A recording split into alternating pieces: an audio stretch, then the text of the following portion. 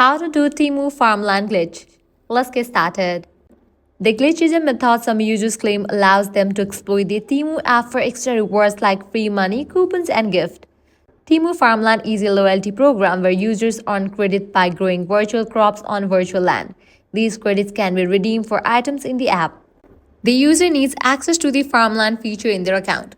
For that, launch your Temu app, navigate to the U page. Once you're over here, you're gonna find the option of farmland. Click on that. Then click on the invite button in the farmland to generate an invite link. Copy the invite link and paste it into a browser.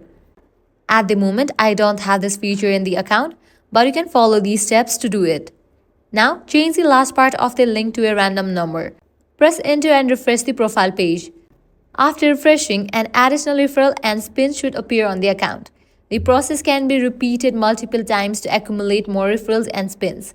So this is how you can easily do Temu Farmland glitch. If this guide was helpful, do not forget to like, share and subscribe. Thanks for watching.